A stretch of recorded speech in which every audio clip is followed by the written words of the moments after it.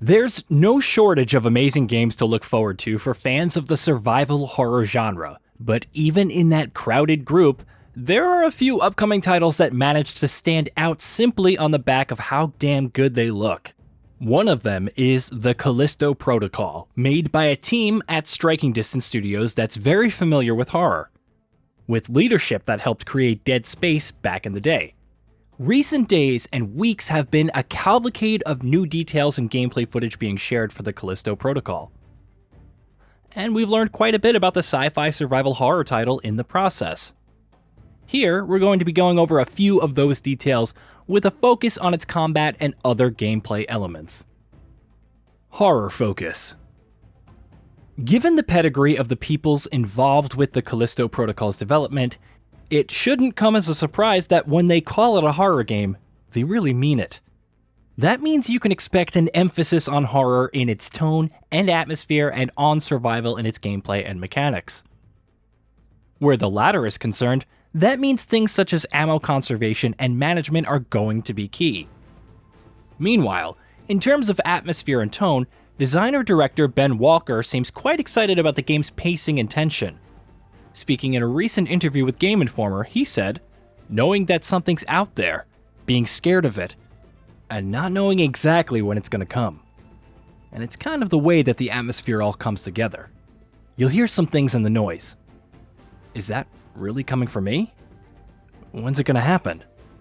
It's a little bit of that unknown, and just hitting the nice rhythm and then breaking the rhythm in just the right spots to really get people. You know, make them nervous and stop walking forward, or really startle them when they weren't expecting it. Gore system. If you've watched any of the Callisto Protocol's trailers or gameplay demonstrations so far, you'll have noticed the game is placing quite a bit of emphasis on its gore. In fact, the so-called gore system of the game is something that Striking Distance Studios was working on for a couple of years. It's that central to the game. "We spent a couple of years on what we call the gore system," game director and studio boss Glenn Schofield said in a recent interview with IGN. Rendering engineers, a couple of artists, they just spent time tearing each and every enemy apart. There were times we were like, tear another hole in them. They might do this. So you may never see the same torn apart guy twice. That was part of it too. We wanted each and every person to have a different, horrific experience. As fans of 2019's Resident Evil 2 will tell you, gore can elevate a horror game in some truly remarkable ways. And from what we've seen of the Callisto Protocol so far, it definitely seems like it's headed in that direction. Combat details. Combat in the Callisto Protocol promises to be quite interesting. According to its developers, the game's combat is going to be an almost equal mix of ranged and melee mechanics. Specifically, where melee is concerned, you'll only be using a single weapon throughout the game, the stun baton. That said, the Callisto Protocol is looking to offer some depth and variation with combos and what have you. And that, mixed with ranged weapons and being able to dodge enemy attacks, will create a rhythm in combat of sorts, according to the aforementioned Ben Walker. "The overall tone of our combat is kind of a struggle," he said in the previously mentioned Game Informer interview. "You're doing whatever you can do to get by and get through. And since almost half of our combat is melee, that means you have to be smart about how you use your bullets. To that end, we've added our melee combos that, when they finish, they push the enemies away. So that gives you a chance to lock on really quick and get a nice clean shot on an enemy." GRP. Another quite intriguing element of the combat in the Callisto Protocol is the GRP, a special weapon that you'll have access to in addition to your regular guns. The GRP is a gun that you can use to essentially manipulate gravity, which in essence means it'll allow you to pull enemies towards you and send them shooting back in whatever direction you choose. The application of the GRP has the potential to bring a great deal of variety and dynamicism to the table, especially if we end up using it for puzzles and explorations as well. Meanwhile, it's been confirmed that the weapon will run on a cooldown of sorts, so there won't be so much scope for overusing it. Enemy behavior.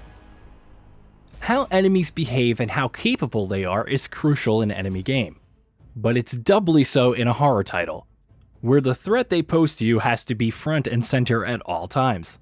Thankfully, it seems like Striking Distance Studios is well aware of that fact.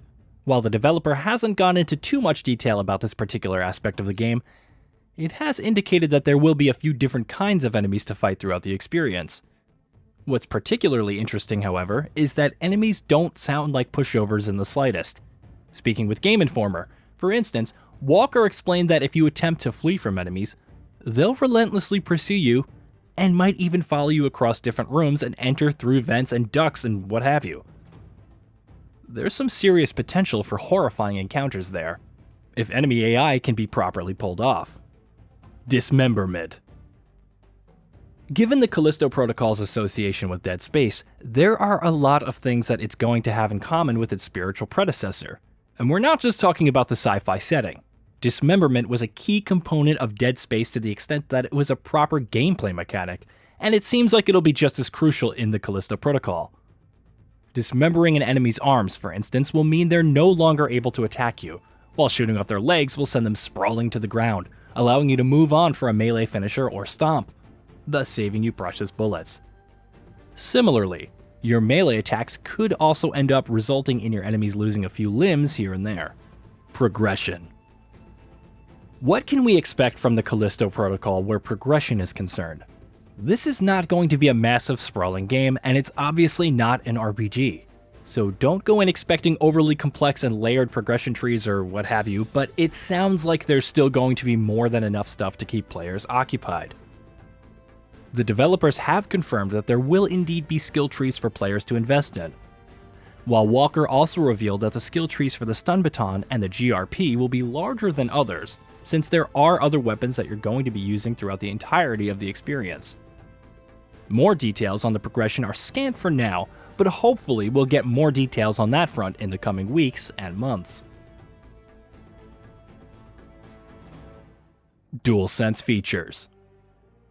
The Callisto Protocol is looking like a promising game no matter which platform you choose to play it on.